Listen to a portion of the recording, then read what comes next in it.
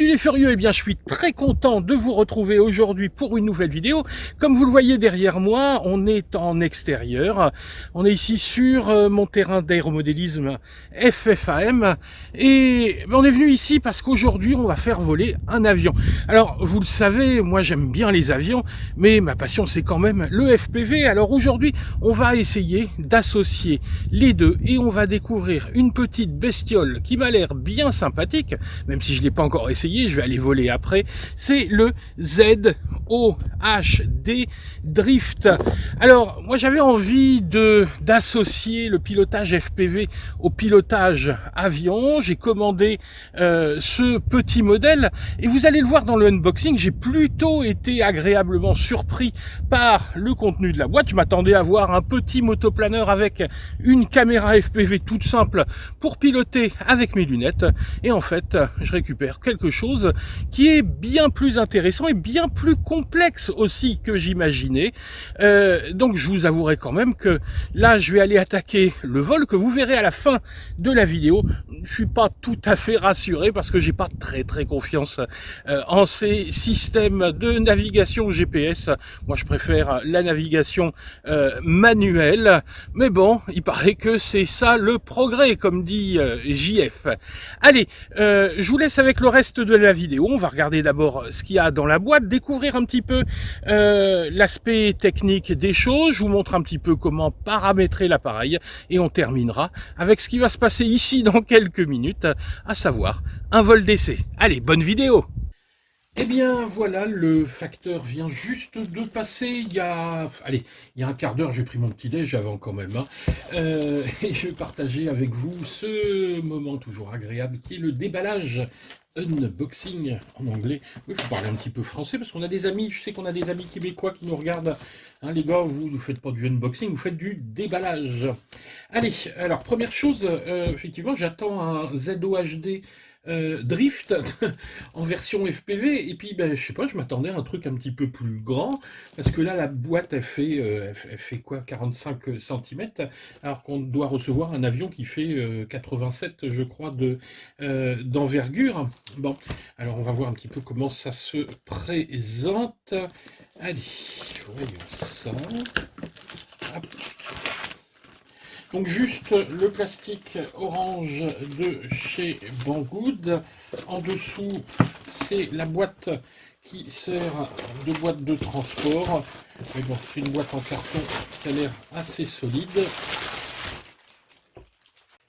Donc normalement, ça n'a pas dû bouger à l'intérieur.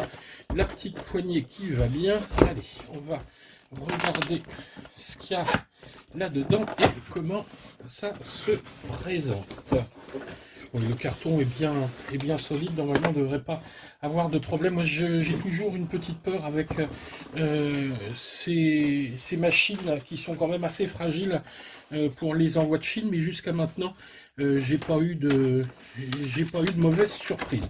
Là il n'y a vraiment aucun problème. Allez, qu'est-ce qu'on a? Une petite notice de montage. Oui, parce qu'il y aura un petit peu d'assemblage hein, là-dessus à faire. Évidemment, ça n'arrive pas complètement assemblé, même si c'est du presque prêt à voler, on va dire. Toujours le cas chez les avions. Il y a un petit peu d'assemblage. Petite pub pour la gamme ZOHD qui fait beaucoup d'appareils. Moi, il y en a quelques-uns là qui me tentent bien. On verra par la suite. Donc c'est une gamme sympa pour faire de l'avion en FPV. Alors, ici deux hélices, une tripale, une bipale. Ça c'est une hélice de racer, ça c'est une hélice d'avion. Ensuite, donc ici on a l'empennage. Hop, on va les ouvrir pour voir un petit peu la tête que ça a. Donc ça c'est le fuselage avec un moteur, oui c'est pas énorme, hein, ça va mouliner à mon avis. Là je vois une petite prise, je sais pas exactement ce que c'est peut-être pour la connectique de la caméra n'est pas installée. Ça doit être le pack le pack FPV, ouais, effectivement. Et on a un GPS, on a... Oh, dis donc! Ah oui, moi je voyais pas ça comme ça. Donc... Ah oui, c'est un vrai avion FPV. Moi je pensais que c'était juste... Vous voyez, là j'ai vraiment une super surprise. Alors, j'espère que ce sera bien ça, mais ça c'est un module de vol, et je vois ici le GPS. Moi je m'attendais à voir un avion juste avec un retour FPV, et puis aller faire mumuse, mais là je pense qu'on a quelque chose qui est... ici on voit module copilote light. Ben, je vous avoue que j'ai reçu le truc, je ne m'attendais pas à ça. Bon, eh ben ça c'est bien. Par contre, ça va être me à configurer. Les petits autocollants, hein, toujours. Alors voilà ce qui explique pourquoi la boîte est si petite, tout simplement parce que les ailes sont démontées. Mais bon, l'avion va quand même pas être, le motoplaneur va quand même pas être très grand. Alors on va pas voir ici parce que le plan est, voilà. Donc ce sont des ailes ici qui font 2 qui doivent faire 42 cm, ce qui fait qu'effectivement, on va avoir un avion qui fera 87 d'envergure. Et puis ici, on a le tube de queue avec les commandes qui sont passées et la dérive. Hein. Voilà, c'est... Attendez. Ah, qu'est-ce qu'on a là-dedans? Des vis. Et puis c'est tout. C'est tout ce qu'on a à l'intérieur. Et ben c'est suffisant. Il va y avoir un petit peu de travail à faire. Alors moi ce que je vous propose, c'est que moi je vais monter ça tranquillement.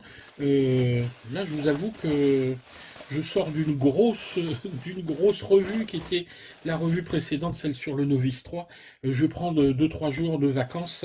Je vais aller m'amuser un petit peu et puis je reprendrai le travail dans 2-3 jours là-dessus. Donc on va monter ça, puis on regardera un petit peu ce qu'on peut en faire et puis ce qu'on en pense. Allez, quelques jours de vacances et au boulot. Voilà, notre drift a été monté, donc il est prêt à voler. On va en faire un petit peu le tour pour voir tout d'abord comment on le monte et puis ce qu'il y a à l'intérieur. Alors tout d'abord, le drift, c'est un motoplaneur, c'est-à-dire un planeur avec un moteur. Il est relativement simple. Il a ici 2 volets qui sont les ailerons et permettront de s'incliner à droite et à gauche.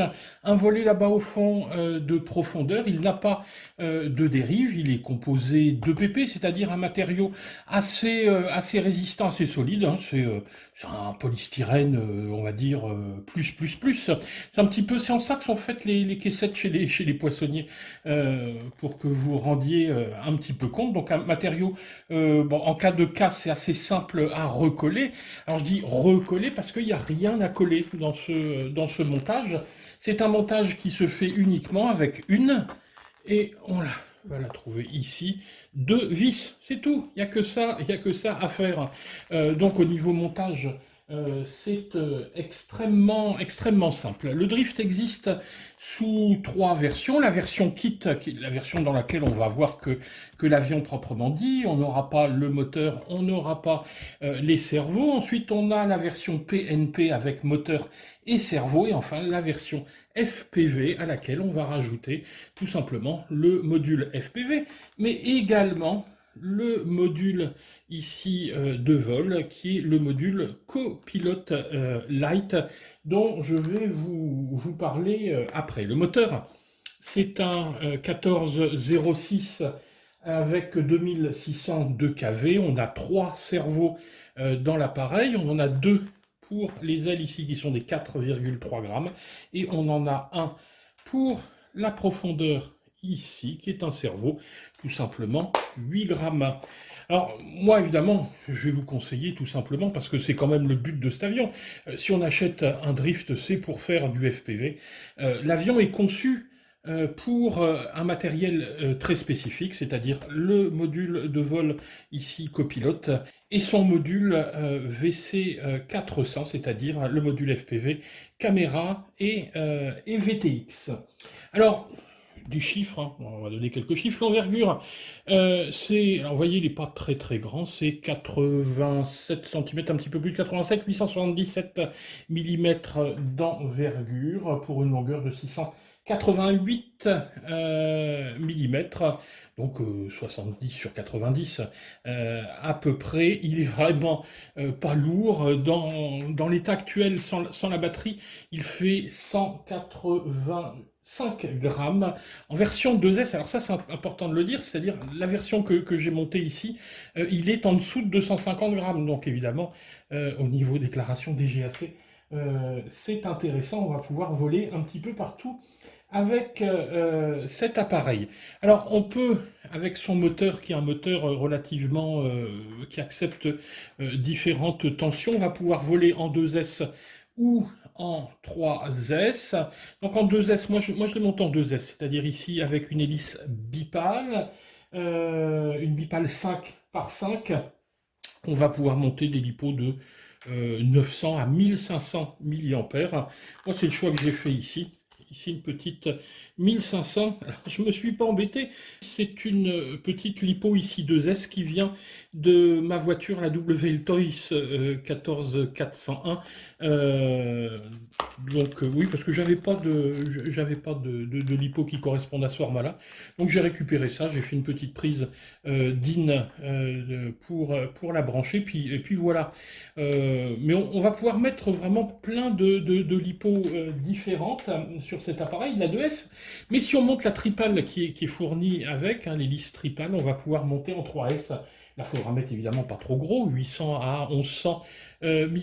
Si on veut garder un bon équilibre, c'est-à-dire qu'ici, il y a deux petits plots en dessous, on pose dessus, on met les doigts et normalement, hop, on doit être équilibré. Vous voyez, hop, il n'y a pas de souci.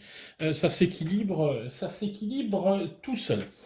Alors, avant de regarder un petit peu le fonctionnement de l'appareil, juste deux petits points intéressants. C'est tout d'abord, regardez ici, il y a juste une vis. Si je retire cette vis-là, vous allez voir immédiatement, hop, je vais pouvoir tout simplement retirer les ailes. Il n'y a aucun fil. Vous voyez la petite prise que je vous avais montrée, je ne savais pas trop ce que c'était au moment du unboxing. Ben, c'est tout simplement une prise qui va permettre de brancher, hop, les cerveaux. Clac, c'est emmanché, une aile. Clac, de l'autre côté, c'est emmanché. On a la deuxième aile, on met la vis et c'est parti. On peut aller voler, ce qui va permettre de transporter l'avion extrêmement facilement. On peut faire la même chose avec, ici, le stab. Moi, je ne vais pas y toucher parce que ça demande ici d'enlever la petite gouverne. Bon, ça prend 2 minutes, mais si vous voulez mettre ça dans un sac à dos, il n'y a pas de souci. Et si vraiment vous voulez pousser le vis, vous pourrez retirer également le tube de queue. Mais alors là, l'appareil sera complètement démonté. Il vous faudra 3 minutes pour le remonter entièrement. Ça, c'est vraiment la grosse force de ce petit appareil sympa. C'est que vous pouvez l'emmener puis aller faire du FPV à droite à gauche avec un appareil de moins de 250 grammes. Et que vous pourrez transporter facilement dans le sac à dos, d'autant plus que on décollera, hop, en lancer main. Il n'y a pas de train d'atterrissage, on atterrira sur l'herbe, sur les cailloux, sur ce qu'on veut. On pourra mettre, si on veut, en dessous un petit peu de scotch fibré hein, pour protéger. Moi, je ferai sûrement ça. Alors, c'est un appareil qui est assez simple d'un point de vue de la construction, parce que vous allez voir après, d'un point de vue de l'électronique, c'est un petit peu plus meumeux. Hein. Moi, je l'aime beaucoup pour différentes raisons. La première raison, c'est la simplicité, effectivement, de son assemblage. La seconde, c'est qu'il y a de la place à l'intérieur. Hein. Vous voyez, les fils, on les met où on veut. On peut facilement adapter le type de batterie dont on a envie, on n'est pas gêné par la place. Des compartiments, il y en a comme ça un petit peu partout. On a de la place pour mettre ici le récepteur. Pour le récepteur, on a le choix, on peut utiliser du S-Bus. Moi j'ai pris ici un XM+, donc c'était pratique, hein, étant donné que j'en ai qui traînaient dans l'atelier, mais on peut mettre également des récepteurs classiques qu'on utiliserait en aéro avec des prises cerveau, tout simplement. On se branchera alors, mais je vous montrerai ça tout à l'heure, on se branchera avec un petit adaptateur qui est fourni, donc on peut mettre ce qu'on veut comme récepteurs là-dedans. Autre point également bien foutu, regardez, là-dedans on a une caméra avec un VTX. Vous savez que les VTX ça chauffe, et bien ils ont prévu ici des petites entrées d'air. Mais pour ceux qui font de l'aéro, vous savez qu'en faire rentrer de l'air, ou de la voiture, hein, faire rentrer de l'air c'est bien, mais il faut aussi le faire sortir. Il faut normalement que les sorties soient 2 fois plus grandes que les entrées. On fait rentrer l'air ici, on fait rentrer l'air là, mais on le fait également sortir. Hein, on le fait sortir par ici. Donc entrée et sortie d'air prévue pour refroidir toute l'électronique ici, mais surtout le VTX qui va chauffer un petit peu. Regardons un petit peu le fonctionnement de cet appareil avec la radio. Alors, qu'est-ce qu'il faut comme radio? Vous pouvez utiliser ce que vous voulez comme radio. Moi, j'ai pris tout simplement ma Taranis. Il vous faut 4 voix pour les sticks et un seul inter. Donc, il y aura ici qu'un seul inter qui fonctionnera. Alors, on va laisser la madame parler. Voilà, c'est bon, elle a arrêté de parler. Et ben, je vais vous montrer, hein, tout simplement, vous allez voir que une petite démonstration vaut souvent mieux qu'un grand discours. Hop, allez, je branche. Hop. Alors, la première chose, l'avion va s'auto-configurer. Voilà, hein, c'est-à-dire qu'on va avoir une initialisation. Donc pendant ce temps-là, il bip. C'est un petit peu long, ça prend 1 minute. Donc il va faire ses petits bips tranquillement. Une chose, il faut éviter de laisser la radio trop près avec le XM+, vous le savez sans doute. Sinon ça sature un petit peu si on laisse la radio trop près de l'émetteur. Donc là, il est toujours en train de s'initialiser. Alors, en même temps que l'initialisation, il y aura une recherche des satellites pour le GPS, parce qu'il y a... Oh, excusez-moi, j'ai oublié de le mettre en mode manuel. Donc là, il cherchait des satellites. Hein. Voilà. Ça y est. Voilà, donc là, je suis en mode manuel. Donc en mode manuel, eh ben, c'est un avion classique sur lequel je vais avoir... Hop, voilà, les gaz, sur lequel je vais avoir tac, les ailerons et sur lequel je vais avoir la profondeur là-bas au bout. Donc ça va voler tout à fait normalement, si ce n'est que, ben, là en ce moment, je suis en train de retransmettre. Ah, vous voyez, ici il a saturé un petit peu, je l'ai approché trop près de la radio. On va retransmettre des images FPV. Donc là, ce serait, je dirais, le FPV tout simple. Voilà, je vole, je regarde dans mes lunettes et je peux piloter, soit ramener des images, soit piloter directement en mode FPV. Ensuite, j'ai une autre position sur mon inter. Voilà, c'est cette position ici intermédiaire. Et dans cette position intermédiaire, l'avion va alors compenser pour entrer dans un mode stabilisé. On va voir la compensation ici se faire. Quand je vais incliner l'avion vers la gauche, vous voyez, hop, l'aileron ici se soulève. Quand je l'incline de l'autre côté, vous voyez, je penche par ici, l'aileron là se soulève pour ramener l'avion dans ce sens-là. Pareil, regardez pour la profondeur, quand je lève la profondeur se soulève, quand je l'abaisse, la profondeur s'abaisse pour compenser et toujours ramener l'avion, voyez, avec une assiette qui sera une assiette horizontale. Voilà. Donc là, j'ai volontairement exagéré un petit peu la compensation. Hein, on compensera un tout petit peu moins fort parce que sinon, votre avion il risque de voler comme ça. Mais donc, on pensera bien vérifier évidemment le sens de la compensation. C'est ce qu'on appelle tout simplement le mode stabilisé. Donc une stabilisation possible donc quand on est dans ce mode-là.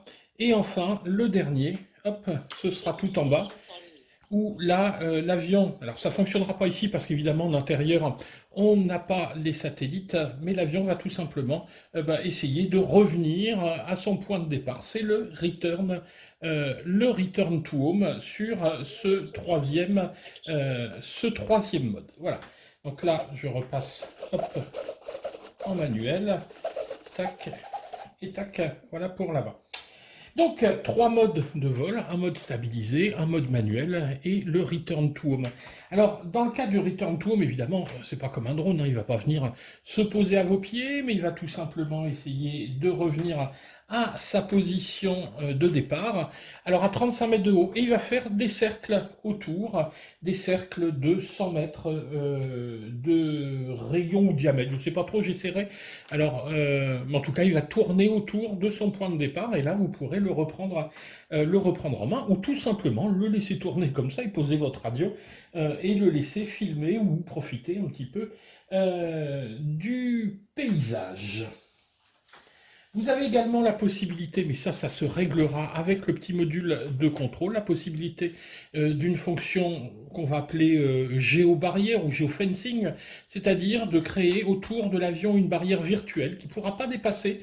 Et dès que vous atteindrez, alors ça va de 0 à 300 mètres, on peut le régler de 0 à 300 mètres, dès que vous atteindrez cette limite, hop, l'avion automatiquement reviendra. Alors évidemment, là je suis dans la théorie, dans la pratique, il n'a pas encore volé, donc voilà, je vous donne la théorie et ensuite je vous parlerai de la pratique une fois qu'on aura fait le premier vol. Donc voilà un petit peu pour l'aspect technique de de ce ZOHD Drift. Elle n'a pas un nom facile à dire. On va regarder un petit peu le paramétrage de cet appareil, parce que là, il y a beaucoup à dire. Je vous ai fait également quelques photos du montage. Je vous fais un petit photomontage, un petit commentaire de tout ça. Et puis, on se retrouve juste après. Allez, on regarde ça. Bien voilà, donc la première bonne surprise que j'ai eue en ouvrant, vous l'avez vu dans le unboxing, en ouvrant la boîte de l'appareil, c'est de me rendre compte qu'il était livré, je ne m'y attendais pas, avec un module de pilotage qui s'appelle ici le Copilote Lite, qui va pouvoir contrôler le déplacement de l'appareil et surtout ajouter la fonction GPS. Il est livré évidemment avec son module FPV qui est ici le FC400. Donc finalement l'appareil est vraiment conçu pour ces deux modules qui sont développés par ZOHD. Alors, regardons un petit peu ce qu'il y a à l'intérieur de ces deux petites boîtes. Le module ici Copilote avec sa carte GPS et une petite télécommande qui permettra de venir paramétrer le module d'autopilotage. Le module UFPV classique, on a une caméra, donc c'est une caméra AIO, All-in-One, sur laquelle on a la caméra, plus le VTX, plus l'antenne. Bref, il n'y aura qu'à poser ça, qu'à mettre ça dans l'appareil et à la brancher. Tout est déjà prêt à l'utilisation. Alors, si on détaille un petit peu le contenu du module copilote, vous voyez qu'en plus du module, vous avez tous les câbles nécessaires. Le câble ici pour la puce GPS, le câble ici qui va aller avec la petite télécommande, et ce petit câble ici qui est intéressant si vous utilisez un récepteur qui n'est pas S-Bus, vous aurez directement la connectique pour vous brancher sur les prises cerveau classique et venir ici vous brancher sur ce petit port ici PWM, ce qui vous permettra d'utiliser un récepteur d'aéromodélisme classique. En plus, il donne le petit tournevis pour venir ici paramétrer, mais ça, on verra ça juste après. Pour la caméra, ben voilà, hein, donc la caméra all-in-one, une petite sangle. Moi, j'ai pas réussi à la monter de façon cohérente. Donc je préfère bloquer avec un petit peu de double face. Donc il y a un petit peu de double face ici. Ce sera plus simple. Allez, on attaque le montage. Vous allez voir, c'est assez rapide de cet appareil. Tout d'abord, on va prendre ici le fuselage et le tube de queue avec une partie ici avec la dérive. Donc le principe est tout simple. On va venir enchasser le tube de queue ici à ce niveau-là et passer la commande de profondeur à l'intérieur. Voilà, hein, donc on rentre le truc dedans. Il y a des détrompeurs ici, donc vous pouvez pas mettre votre dérive à l'envers, mais enfin bon, quand même, hein, quand même. Et ensuite, voilà, on visse, hein, c'est comme un petit bouchon. Vous venez visser et c'est terminé. Voilà. Donc le tube de queue est installé. La commande évidemment est passée à l'intérieur. On aura qu'à la brancher sur le guignol du cerveau. Donc la position, on le met en position centrale. Le trou est un petit peu étroit, donc vous l'élargissez avec une petite aiguille, une petite pointe, ce que vous voulez, un petit foret pour venir mettre la commande à l'intérieur. Et vous avez ici petite pièce en plastique que vous clipsez sur la commande et c'est bloqué, ça ne bougera plus. Ensuite, on va venir placer le volet de profondeur. Donc la prof, euh, enfin donc le stab et son volet de profondeur ici. Hein, cette partie-là s'appelle le stabilisateur. Il y a une petite encoche dedans. On vient le glisser à l'intérieur et on va tout simplement mettre la petite vis. Voilà, cette petite vis qui va avec. Donc voilà, hein, donc, vous placez ici. Euh, vous venez clipser la commande, vous vissez, et c'est tout. Il n'y a que ça à faire. Donc ça va très très vite. Ensuite, on va attaquer la partie électronique. Donc moi, ce que j'ai choisi ici, c'est d'utiliser un récepteur S-Bus XM+. Donc moi, ce que je vous conseille, c'est de le binder d'abord. Parce que moi, je le bind d'abord, ce qui va me permettre ensuite, vous voyez, de le protéger dans un petit morceau de gaine thermo pour pas être embêté. Mais évidemment, si vous mettez la gaine thermo avant de le binder, vous allez être embêté pour pouvoir appuyer sur le petit bouton de bind. Alors, la connexion de ce récepteur, je vous remontre. Moi, j'ai soudé les trois petites pattes métalliques hein, qui sont fournies avec. Donc, j'ai fait juste la petite soudure qui va bien ici. Et j'ai fait une petite rallonge euh, pour pouvoir me mettre directement sur les petits pins ici. Voilà, donc moi je trouve que ça c'est beaucoup plus propre. Après, vous pouvez très bien souder, faire vos soudures classiquement, mais vraiment, bon. Donc l'idéal c'est d'avoir ce type de petite prise. Bon, ça se récupère à droite à gauche, mais sinon, bah voilà, hein, vous soudez ou vous achetez ces petites prises cerveau que moi j'ai récupérées, voilà, que j'ai en stock. Oui, oui, juste quand même, on va préciser. Vous voyez qu'ici, on a une prise S-Bus, une entrée S-Bus sur le module copilote. Donc on va brancher, on fait juste attention, vous voyez, au fil signal. Le fil signal est vers l'intérieur, vous voyez un S ici. Donc le moins, le plus. Voilà, on fait attention à ce que la connexion soit réalisée correctement. Ensuite, et là c'est je dirais l'erreur principale que j'ai commise pendant ce montage, c'est qu'on vous donne avec un double face qui est vraiment à la taille du module copilote. Bon, moi je ne me suis pas posé de questions. Vas-y, j'ai mis le double face et je l'ai installé à l'intérieur. Voilà. Seulement, regardez ici, je ne sais pas si vous arrivez à voir là, mais l'épaisseur du double face fait que le module copilote, bah, il est 2 millimètres trop haut. Et j'ai eu des soucis ensuite pour refermer le capot qui venait toucher mes prises. Donc j'ai dû creuser l'intérieur du capot. Donc c'est pas l'idéal parce que j'ai pas voulu tout déchirer ici. Bon. Donc j'ai pris le biais de creuser le capot au-dessus, mais c'est pas... Alors moi ce que je vous conseille si vous achetez cet appareil, c'est qu'ici il y a des petits trous qui sont déjà pré-percés. Donc mettez des petites vis, mettez pas le double face, venez visser. Vous en mettez que deux, hein, une là, ça bougera pas, il y a pas de souci. Prenez des petites vis de cerveau. Hein, si vous avez des cerveaux avec, on vous donne des petites vis, donc ça c'est l'idéal. Vous venez fixer ce module copilote directement sur la petite platine en CTP ici en contreplaqué qui se trouve là, ce qui fait que bah, il sera pas trop haut et vous pourrez fermer correctement le petit capot sans avoir à le creuser.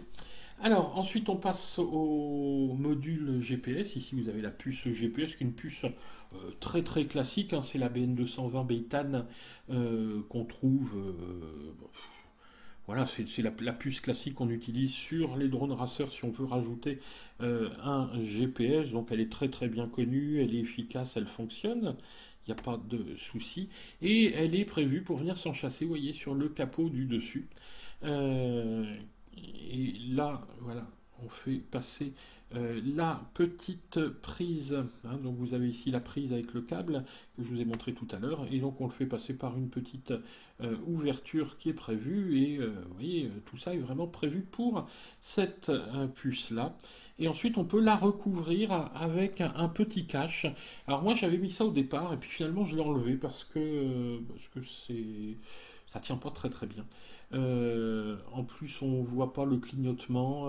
Bref, ça, je l'ai retiré et j'ai mis un morceau de scotch armé par-dessus transparent, ce qui fait que maintenant je vois la puce et j'arrive à voir le clignotement. Donc, je préfère. Bon, c'est vrai que c'est joli comme ça, mais c'est pas tip top. Bien faire attention quand on installe le module copilote à cette petite flèche qui indique l'avant de l'appareil. Donc c'est un petit peu comme sur les FC des drones, hein. Il y a un sens, il ne faut pas se tromper parce que sinon, évidemment, votre appareil va repartir en marche arrière. Ensuite, la puce GPS va être connectée sur le petit port GPS, hein, vous voyez, rien de bien compliqué. Voilà, alors on a ici une vue du module qui est connecté.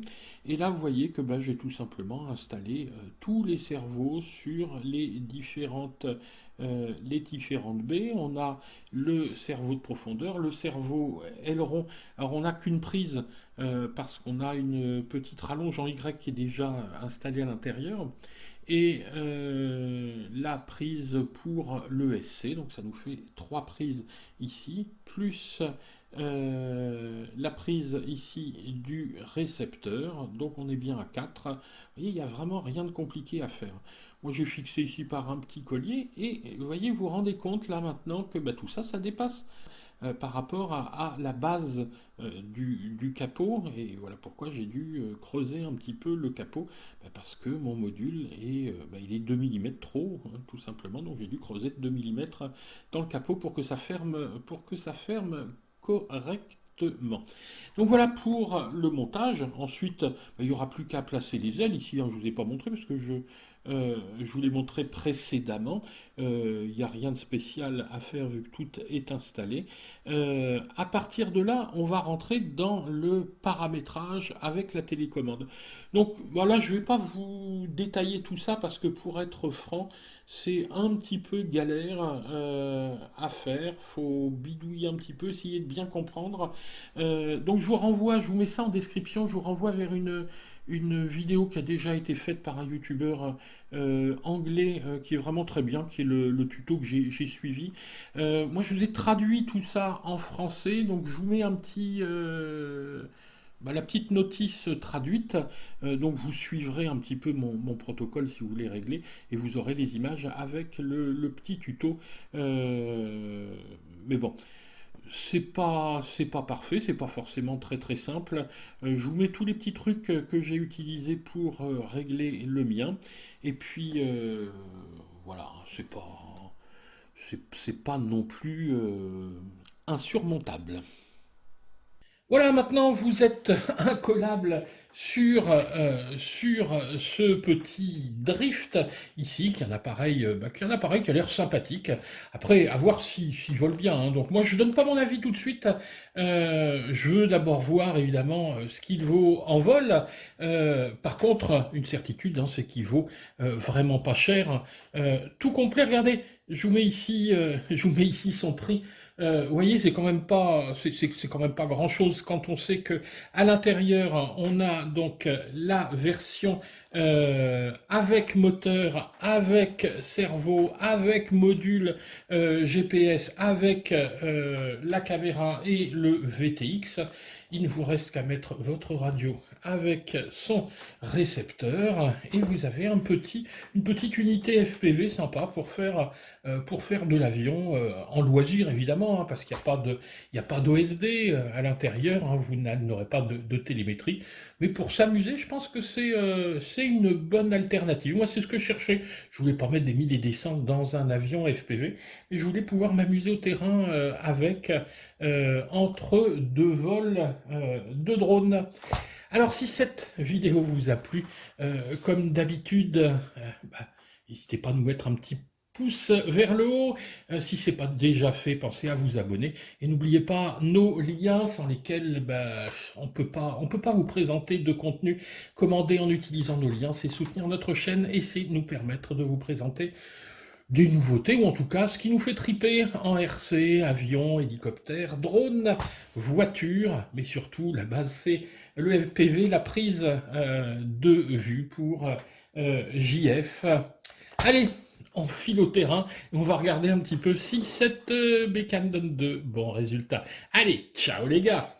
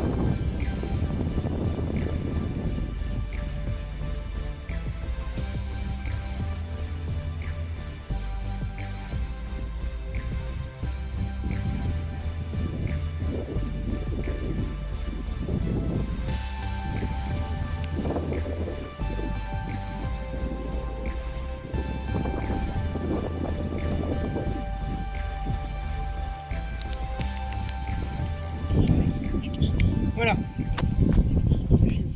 Il est mort. Tu sais pas comment je viens de l'écraser?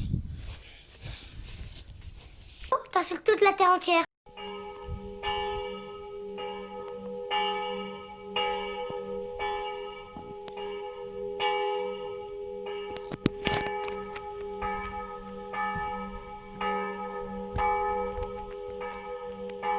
Bon ben voilà, les images parlent malheureusement d'elles-mêmes, hein. Vous avez vu un joli crash. Enfin, j'espère qu'on a les images du crash. De temps en temps ça se passe hélas comme ça. Un vol inaugural peut mal se passer.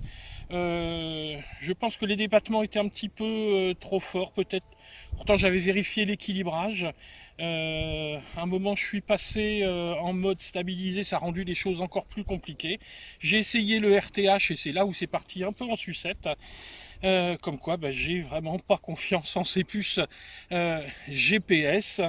Est-ce que je reviendrai dessus? Est-ce que je vais essayer de réparer l'appareil qui, vous le voyez, un petit peu abîmé au niveau d'une aile, au niveau du nez?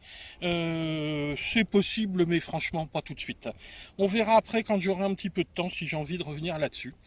Voilà, et c'est comme ça, je suis désolé, j'aurais bien aimé faire pas mal de tests là-dessus, mais on s'arrêtera là. Allez, ciao les gars!